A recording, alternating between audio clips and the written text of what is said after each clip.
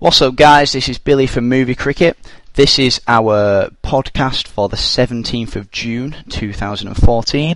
I'm on my own today. Jim has got a broken back. Reese is working. So it's just me today. So I'm going to bring you everything that has gone on this week in movie news. I thought I'd start off today by saying that we're going to go to Comic-Con in Manchester this weekend. We've got a couple of press passes for that, and it's going to be really exciting. There's Warwick Davis down there, obviously from Star Wars. He was R2-D2. James Cosmo, who has been in Doctor Who, Game of Thrones. Ross Mullen's also been in those. Chris Barry, Robert Llewellyn from Red Dwarf, and then David Ayala, he had a tiny role in The Dark Knight. And then Hannah Spirit, who randomly was in S Club 7. So, yeah, there's lots going on at Comic-Con. We'll be going down there, so if you're going, you should come and say hi to us. We'll be hanging out there all weekend. You can also send in your questions via Twitter or Facebook at The Movie Cricket, and we will pass them on as we're doing the interviews. So, let's talk some movie news this week. During a Reddit Ask Me Anything, a Star Wars Extended Universe writer called Jonathan Rinzler was asked what his opinions were on Boba Fett and if he escaped the Sarlacc pit. Now, this has been a debate that's been going on for some time in Star Wars. The Extended Universe has a Boba Fett which survived the Sarlacc pit, and he's been having adventures ever since, all on his own. But in the core universe, it was kind of accepted until now that Boba Fett died in the Sarlacc pit, or he's still slowly getting digested. So, yeah, Boba Fett believed to be dead, but this Jonathan Rinzler was actually said that, speaking to George Lucas, Lucas always presumed to continue with a plot where Boba Fett survived the Sarlacc pit. So his exact quote was, "Yes, he does survive the Sarlacc pit. I've been in meetings with George where he confirms that Boba Fett survived. If it comes from George, then it's true." So this obviously opens up a lot of possibilities, and there's been loads of rumours circling whether Boba Fett will be involved with Star Wars Episode 7. Obviously, it's impossible to say at this time. There's been no real castings, but from the things that we've seen from leaked pictures, leaked information, leaked plot sources, it's definitely a possible plot that they could be heading in. Like J.J. Abrams, he's got what we're calling Jedi hunters in the film, which they wear Mandalorian armor, they're hunting the Jedi. Boba Fett will probably have a pretty pissed off attitude towards Luke Skywalker. I could see him wanting to hunt him down. So who knows, maybe Boba Fett's going to be in league with these Jedi hunters. Maybe you'll be involved. We'll look into this over the next couple of weeks, see what we can find, but there's nothing solid just yet. Pure speculation, but in the interest of bringing you on everything that's interesting about Star Wars, this is relatively interesting. So, there's been a lot of... In fact, this was today. Rupert Murdoch's 20th Century Fox is looking to take over the studio which is currently producing the DC Comics superhero movies called Time Warner, in league with obviously Warner Brothers. This is a massive move which could potentially put the Justice League, the X-Men, Fantastic Four, anyone basically that isn't Spider-Man or in the Marvel Cinematic Universe in the same films together. Now, obviously, there's always a lot of talk about people wanting Spider-Man, people wanting Wolverine involved with the Avengers, and it's never really been a possibility. But if this deal goes through, this $80 billion bid, which Rupert Murdoch's 21st Century Fox has made for Time Warner, if this goes through, this could easily put the likes of Wolverine, Batman, Superman, The Flash, the Fantastic Four, all of these guys in the same film. The bid of $80 billion was made, and the New York Times are reporting that an improved bid will be made. So it looks like Fox are definitely looking to take over this and become a serious player in terms of rivaling Marvel. So who knows? In a few years' time, we could have battles between the Flash and Quicksilver, seeing who's quicker, or Superman and Silver Surfer, seeing who's stronger. Even Batman and Wolverine, and who's got the worst temper. Who knows? Like that, this could actually be a possibility if this deal goes through. So it's pretty exciting. We're going to keep a close eye on this because obviously a new bid's going to be going in. So it's a lot of money as well. Like considering 80 billion has been bid, considering that when Disney bought out Marvel and Lucasfilm, they only cost them 4 billion each. So this is a massive, massive bid. And it'll be really interesting to see where this goes. I'm not sure. I would have thought for maintaining interest in the superhero genre, Time Warner obviously won't want to sell. But who knows? Anything could happen. We'll definitely keep a close eye on that for you. Continuing in superhero news, there's been a few Avengers Age of Ultron set photos, spoilers, and of course a magazine cover with Ultron, where Ultron, the villain of the film, has been revealed for the very first time, pictured for the very first time, and he looks seriously badass. He looks amazing. So this report came out from Entertainment Weekly. They revealed an exclusive first look of Ultron on the cover of their latest issue. Production of Avengers Age of Ultron is still underway in the UK. So the pictures that have come out from the film, they're not necessarily finished articles, but they do look like they're taken straight from scenes in the film. A pretty cool image which involved in it actually shows the costumes hung up next to each other, with Iron Man, Captain America, Thor, Black Widow, Hulk, Hawkeye and Nick Fury all together. It's pretty cool seeing that press is starting to happen for Avengers Age of Ultron.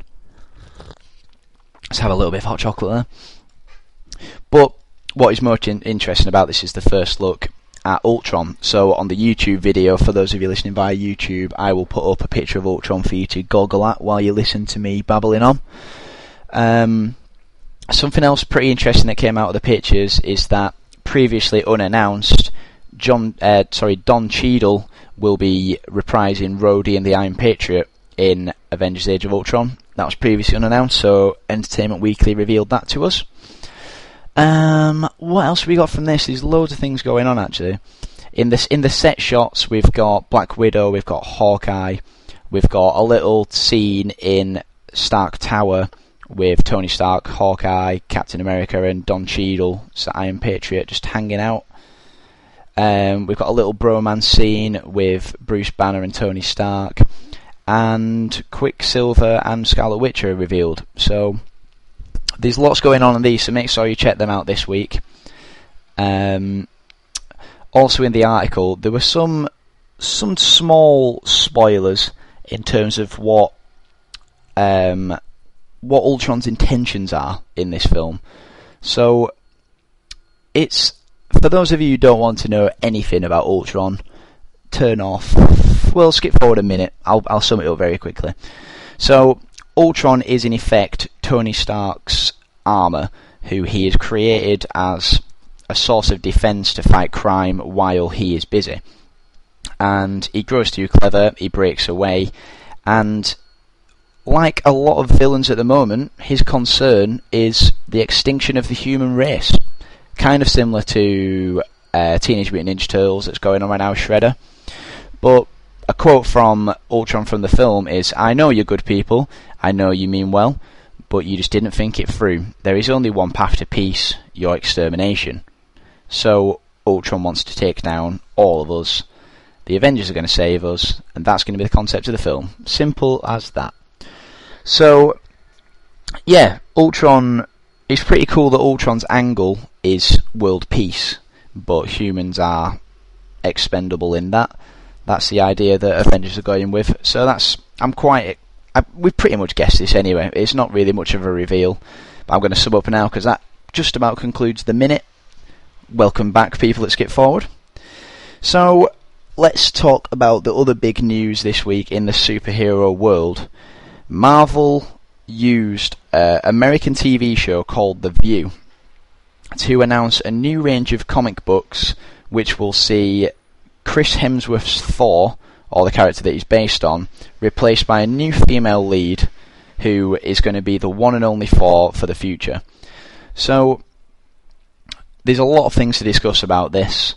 I was hoping that I'd have Reese, who was on the podcast last week with me today, to discuss this, because he's got a lot of interesting opinions about this. But the main thing to discuss about this is the press release, which came out first. And Marvel teased that they had a thunderous announcement to make, and people obviously alluded that this was going to be about Thor.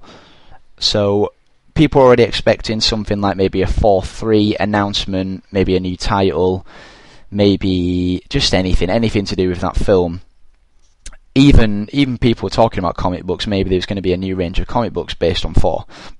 But Marvel went even further than this, and they've actually changed the male character lead altogether to a brand new female lead. So the press release, which was announced afterwards during The View, which is the American daytime TV show. Little comment on that, actually.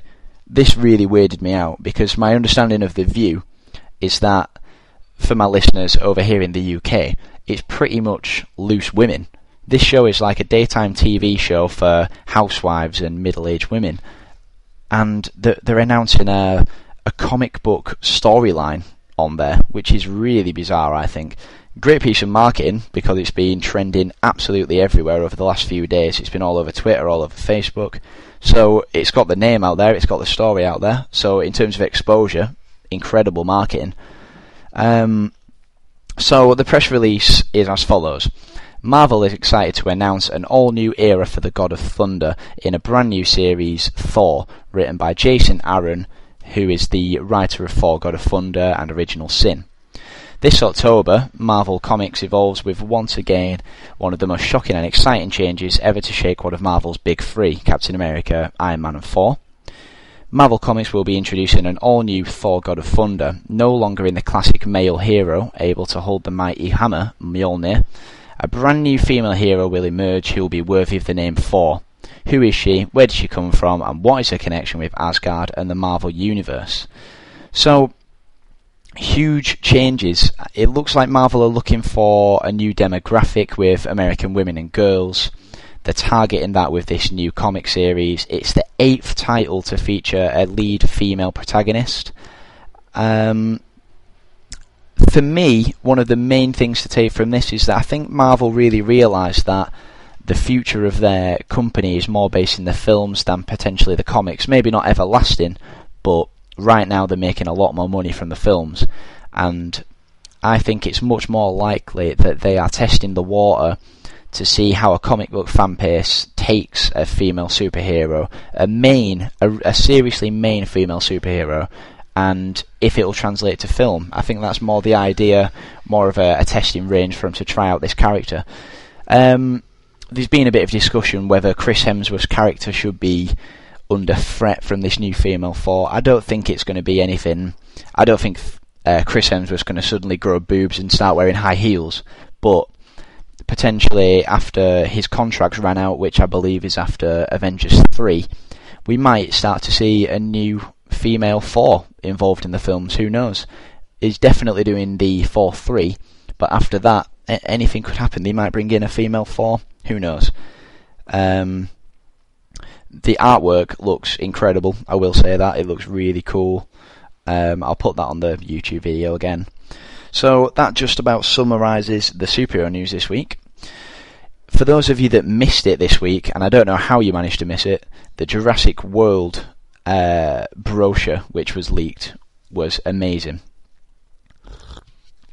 Absolutely amazing. So it was a brochure prop which was released via Jurassic World, and within its pages it had details on the attractions that could be found in the park, a variety of dinosaurs, and it was kind of plot revealing as well. So I'd like to take a little bit of time on this and have a look at what this brochure actually revealed, because I'm very interested in covering Jurassic World right now. There's a lot going on. Colin Trevorrow, the director, is releasing a lot of things every single week.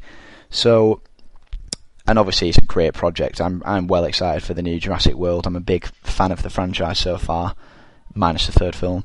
So, yeah, let's talk about this brochure. So, dinosaurs, golf courses, theme park rides, gift shops, monorails. These are just among the attractions that we're going to see in Jurassic World. Last week we got our first official look at the first dinosaur, which is being crafted in Jurassic World. This was a Velociraptor, which shows that Colin Trevorrow is going with the practical feel for the film. The production staff are achieving a brilliant aesthetic for the film, so that's really exciting. But further than this, the details of the dinosaurs that we can expect to see in Jurassic World are being revealed in this brochure. So I don't want to label every single dinosaur, because I'll announce every single one of them wrong, and people will write in and criticise me for it. Go on the website to read them all. But there are, I'll say the ones I know. There's an Ankylosaurus, there's Stegosauruses, there's Triceratops, there's Gallimimuses, there's Dimorphodons, there's obviously Tyrannosauruses, Baryonyx, there's obviously going to be Velociraptors because we've seen a picture. There's literally loads, and this is a fully functioning park where these dinosaurs are being breeded, they're being grown, and they're more than animals which have just been created. They've become attractions, and there's loads of sort of from what the brochure says, there's things like monorails, there's things like observatories, there's a thing called jungle treks, there's the aviary, there's the scramblers, there's petting zoos, gentle giant petting zoos. There's loads of things which show you exactly what's going to be involved in the park. There's a gyrosphere where you can roll your way through an amazing interactive ride, and you come up and close with these with the dinosaurs. Kind of funny that Jimmy Fallon is actually the comedian who hosts this video, so that's quite cool.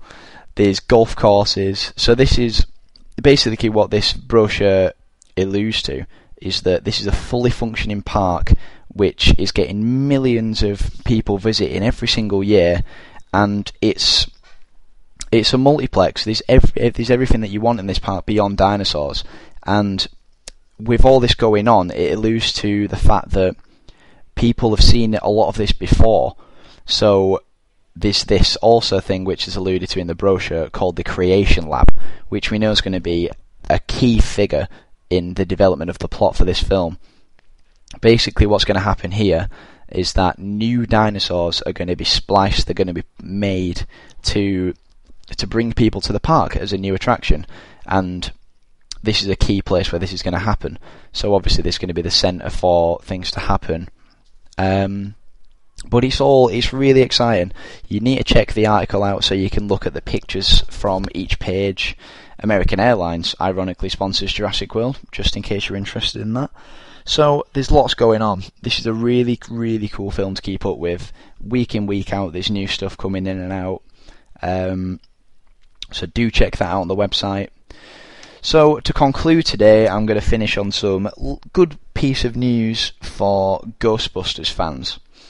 A brand new trailer was released this week for the Ghostbusters 30th anniversary for a brand new cinema release of the original film.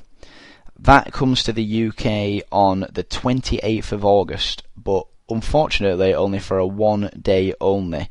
So you need to book your tickets for that if you want to go and see Ghostbusters remastered on the big screen. We'll definitely be going to see that. It sounds absolutely amazing. But the other thing that the 30th anniversary is celebrating with is a brand new Blu-ray release, which will arrive about a week later, probably at the start of September. So to mark the occasion, you should definitely check out the trailer on the website. That's going to be a piece of